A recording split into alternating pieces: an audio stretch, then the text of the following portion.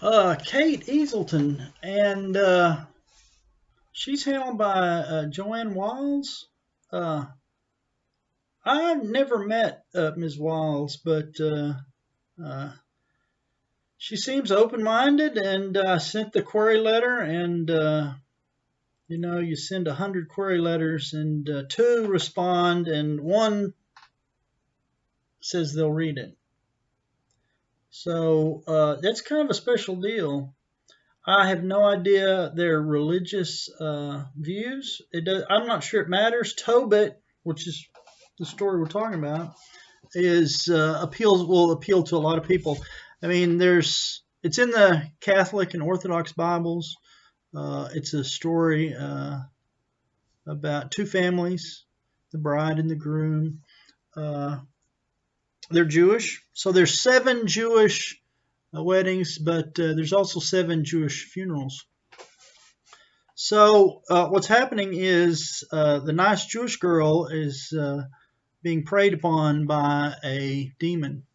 This demon is Asmodeus, and he kills the groom immediately after the wedding. They don't even make it to the wedding bed. The marriages are never consummated. And this happens to a character named Sarah 7 times. So Tobit is going to be the father-in-law, and he's a pretty resilient guy too.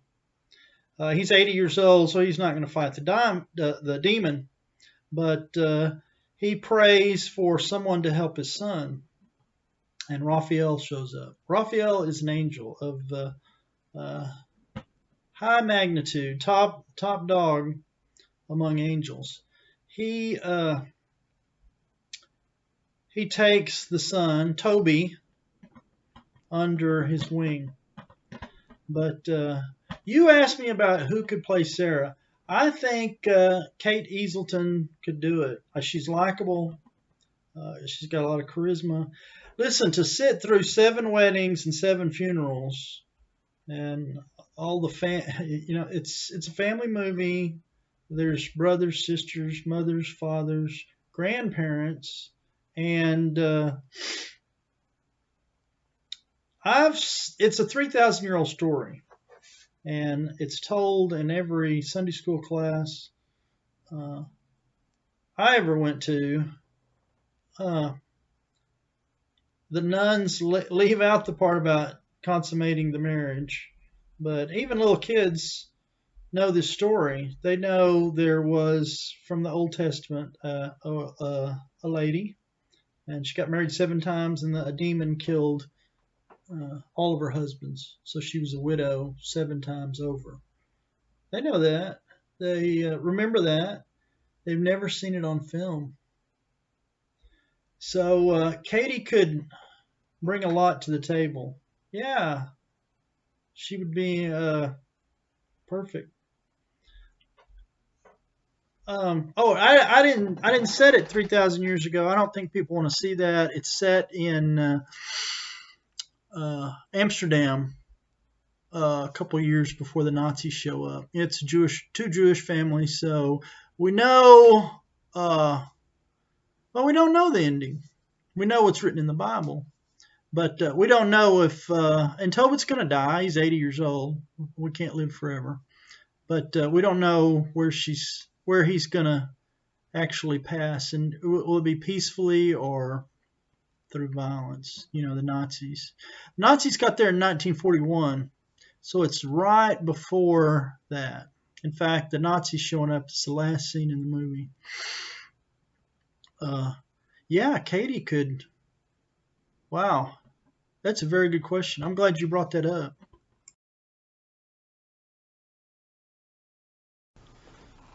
Sure, Tobit is probably the greatest story never told on film.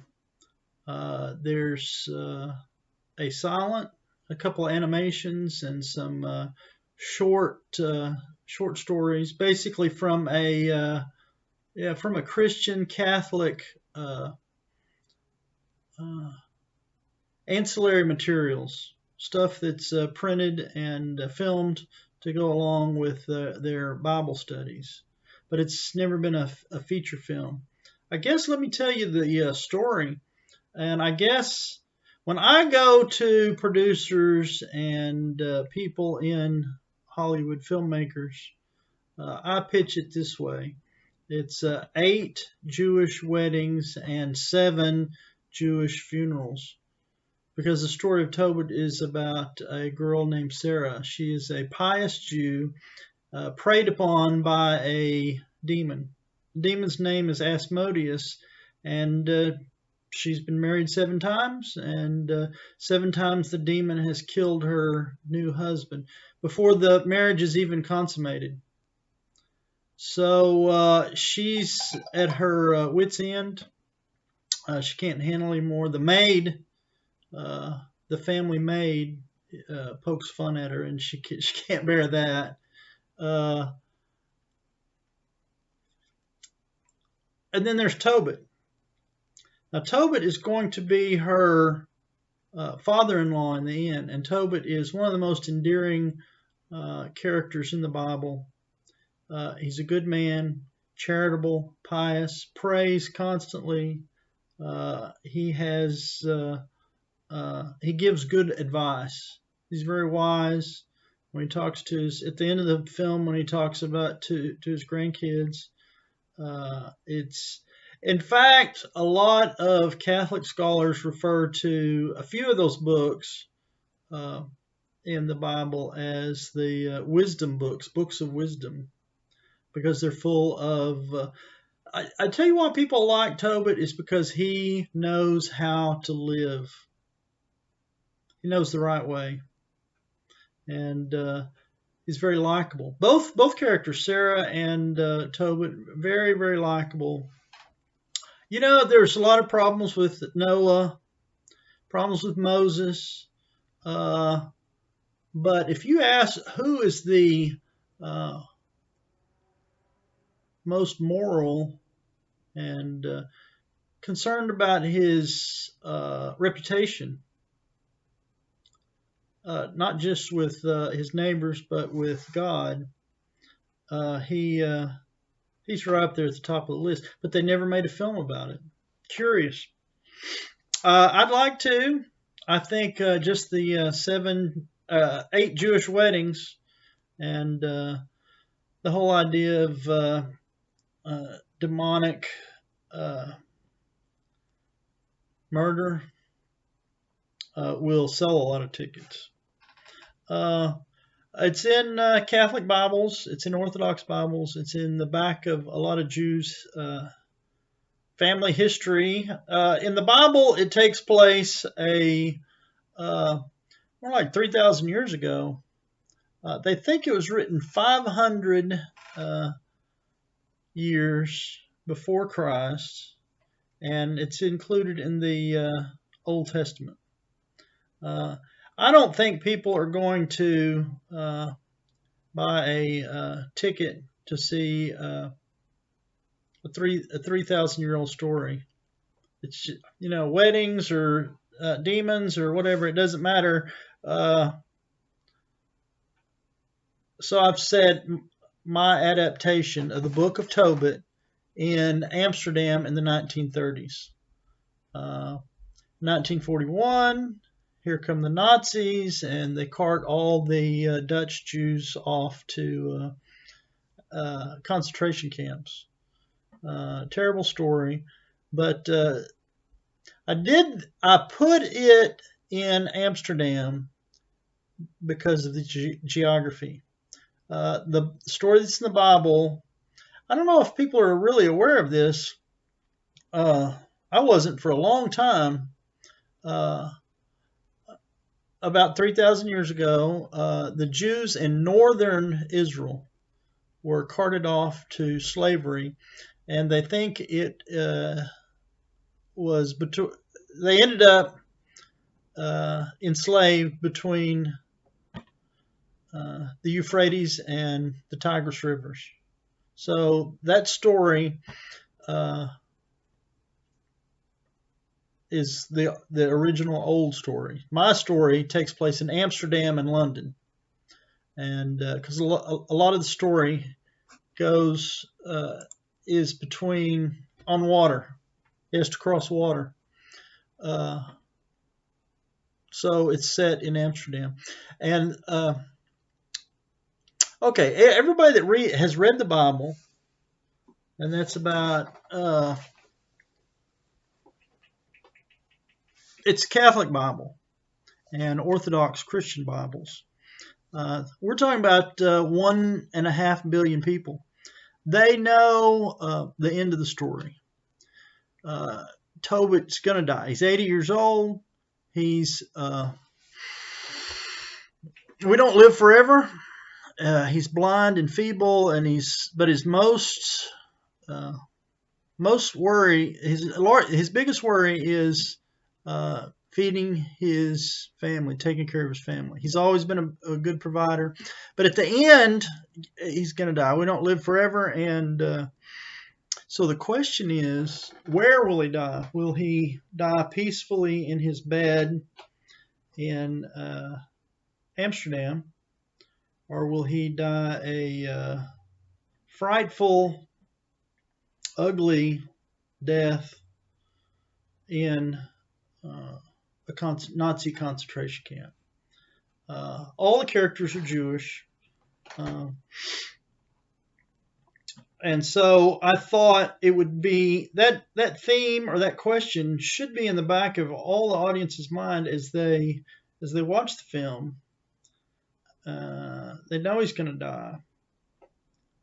The question is where. So we've added a little suspense.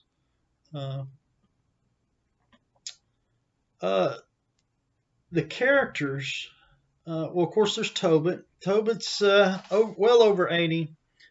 He goes blind, prays to God that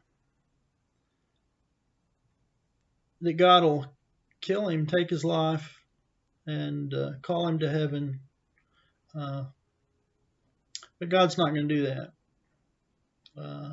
It's too easy. And there's Sarah. Now, Sarah is going to be Tobit's daughter-in-law, and she's in London. They're distant cousins in the Bible, so they're distant cousins in the movie too. But Sarah is the young lady that's having problems with the demon, and she's about flustered out of her mind. She also, at the same time, Tobit asks for his death. Sarah also prays for her death. God's not going to do that either. Another character is Toby. Now, I was on the internet and looking at these strange debates that we have, and it was basically Protestants versus Catholics. The Protestants said Toby is not a religious name, and the Catholics were arguing back, yeah, it is. It's in the Book of Tobit. Well, the Book of Tobit is not in Protestant Bibles. I asked a Lutheran preacher why, and he said because it has magic, and that makes perfect sense. There is an element of magic in the story of Tobit. Tobit needs to go pick up some money in London. When Tobit was young, he put away some money in a bank in London. And now he's 80 and he needs that money to take care of his family because he's gone blind. So he sends his son.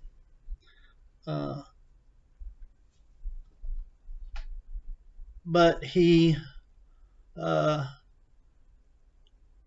Toby doesn't want to go alone.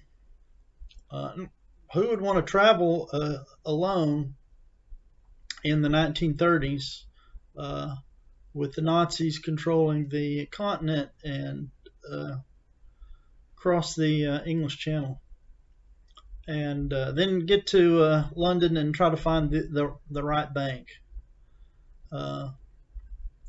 So Gabriel, the angel Gabriel, is sent to escort him and take him.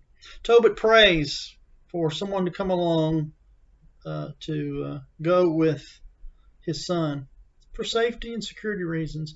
I can't think of a better security guard than Gabriel, a real angel. So these two head across the Atlantic and they meet Sarah. They stay overnight in her house, and you can imagine Toby. He had heard of her legend that there was a girl in London, a Jewish girl, a nice Jewish girl, who had been married 7 times, and 7 times she'd been widowed. And I'm sure he was a little apprehensive. My character in the story is a little apprehensive. I don't want anything. Let's just spend the night and we'll be out of here. I can't fall in love with a woman that's been widowed 7 times. And these deaths are not, when a demon kills someone, it's not pretty. It's not peaceful. It's unnatural. So Toby is a bit unnerved. And he and Gabriel, the angel Gabriel, no one knows that he's an angel. He's just a good guy that goes along for the ride to provide a little extra security because Toby's bringing back a lot of money. Gabriel says, no, marry her, go for it. You love her. She's nice. She likes you.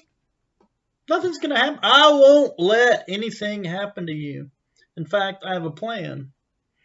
And I guess that's where the magic comes in. So Gabriel introduces a magical solution that will allow Toby and Sarah to get married. So there are other characters, but basically Tobit is the father-in-law. Sarah is the daughter-in-law. Toby is the son, and he's going to be the groom. And then there's Gabriel. I talked to just by chance, a casting agent in Hollywood, and she doesn't deal with any of these people. But she said Mel Gibson would be a great Tobit. And I thought, that's right. I was honestly thinking of him when I adapted that because I read the book of Tobit, and I thought Mel Gibson could knock that out of the park. And I think Tobit the story has so much weight. I don't think somebody can just walk off, get off a bus and play Tobit. I think it's going to take a lot of gravitas. But who better than Mel Gibson? If he would do that, boy, I would be elated. I'm not sure his people are even open to anything, and maybe they want him to go in a different direction, irreligious direction. Of course, he's made 2 great films about the New Testament, but I promise you he's not immune or opposed to doing something from the Old Testament. And I just challenge you and people listening to this interview to read Tobit. Email me and I'll send you a copy of the script. And I made that offer to a guy, and he said, no, don't show it to anybody. You can't show it to anybody. I said, why? He said, well, it's a script. They'll steal it. Dude, it's in the Bible. It's been around for 3,000 years. There's 1.5 billion young people that study the book of Tobit in church and in Sunday school. I think the nuns leave the part out about the marriages not being consummated, or they just leave the honeymoon part out. But I think even little kids know what a widow is. It's a woman and her husband's dead. Well, this happened 7 times to a girl, and she doesn't lose faith, and she prays that God takes her life, but she doesn't stop believing in God. Uh,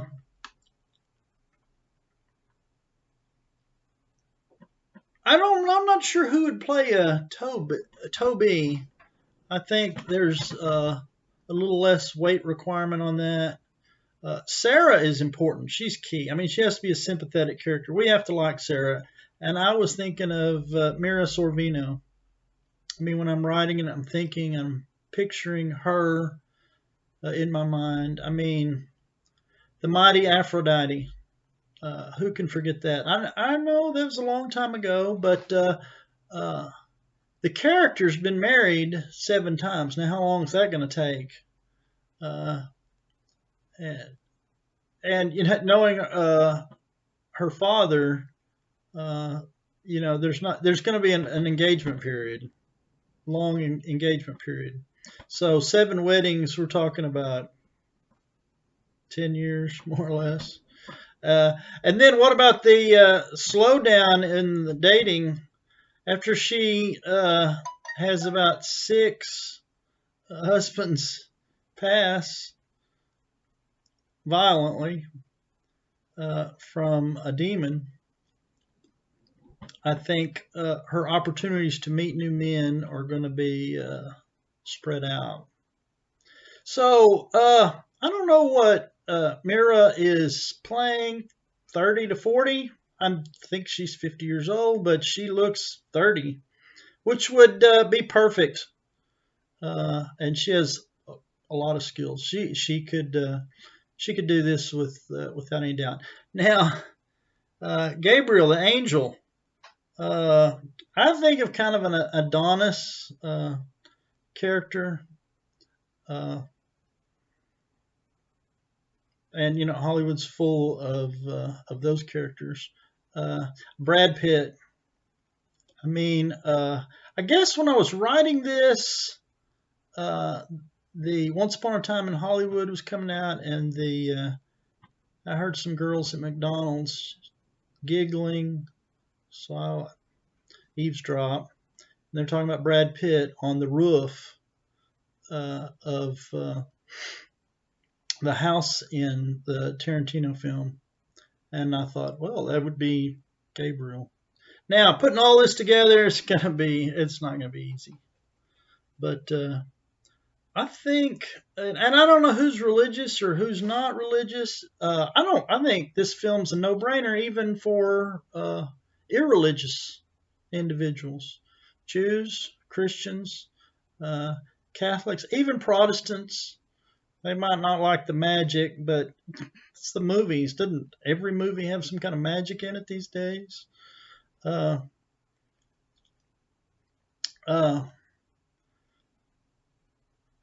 their father-in-laws, brothers, sisters. It's it's a wedding movie. There's 7 weddings, so it's a family thing. The whole book of Tobit is about family. So I think it's a winner.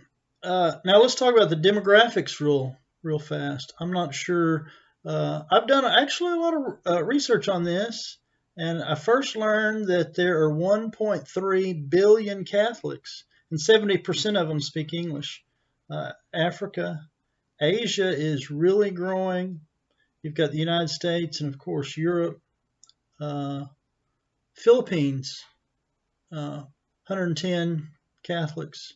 110 million Catholics. And I looked at the statistics in Hong Kong. Even Chinese are, people are concerned that the Chinese are becoming religious. It's a threat to communism and communist rule. The Catholic Church is growing, and the cardinal, there are several cardinals in China, but the cardinal of Hong Kong is really beginning to influence people on a world stage. So if you make this film, if someone steps up and has the balls to make this film, they're going to be 1.3 billion Catholics lining up. They know the story from Sunday school, from when they were little kids. And add to that, I know there are 280 million Orthodox Christians. It's in their Bible too. So we're talking about Russia, Serbia, the Ukraine,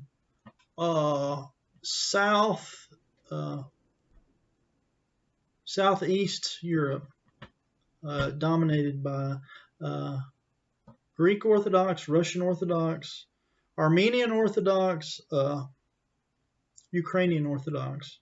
So you add the Catholic and Orthodox populations together, you're talking about 1.5 billion people. And you can't change the name. There goes your marketing. It has to be called Tobit. Those words are magic in Catholic ears, Orthodox too. He's a good guy. He gives good advice. He's charitable. He's pious. And they will go to see the film if you call it Tobit. It doesn't matter where it's set. I think people understand that. And it's not a Catholic story, though. It's not a Christian Orthodox story. It's a story in the Old Testament where all the characters are Jewish. Well, all the characters in Tobit are Jewish as well. And I think there's 25 million Jews worldwide. So you add this all up, and this film actually makes sense. Why has this film never been made? I talked to a Irish Catholic priest in Dublin, and he said, well, there is an anti-Catholic bias. And I agree. I think people have been cowed by this all these years. The only feature-length film was a silent 100 years ago. And now there's been a lot of short films. In the Bible, it only takes 8 pages. But I took each verse and expanded it into a scene. I don't know. It's 98 pages. The script's 98 pages. But the actual story that's printed in the Bible is only a few pages. And no one's ever stepped up to make this film. 7 weddings and a violent confrontation between good and evil, an angel versus a demon, big fight in the middle of the street, lots of special effects. Not necessarily expensive. There's only one scene where you would probably want to do that, and I'm not sure it's absolutely necessary to go overboard. Raphael kills the demon, wraps him up, rolls him down the street, and throws him in the river.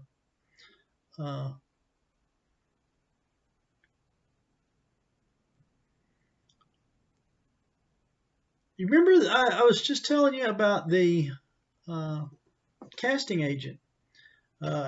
She brought up Mel Gibson's name.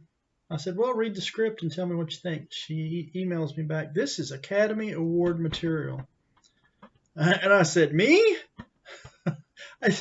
It's not, I didn't write, I'm not 3,000 years old. I didn't write it. No, she said, no, Mel Gibson. I said, you're right. And I mentioned Adam Sandler's movie portrayal of the jewel dealer. Should have gotten an Academy Award. I wouldn't be surprised if Mel Gibson, if he can ever get around to making this movie, he'll get robbed. I'm pretty sure. I think a lot of people will say, wow, Mel Gibson can act. He's an 80-year-old man, a pious Jew, in this huge predicament, blind, out of money. But he's so worried about his kids that he goes to extreme measure to make sure his son finds a wife. Now the wife is problematic; she's got a demon haunting her, but he has faith. It would be good for Mel Gibson, I think. And profit. Forget all the Hollywood politics and the PR and the public relations people and the way they're going to spin it. It's a moneymaker. Look at the demographics. 1.5 billion people know the story. Now, admittedly, not everyone has heard of it. You may not have ever heard of it, but I've just told you the story in as simple terms as I can. Demons harassing a girl and kill 7 of her grooms. Thanks. I appreciate you calling.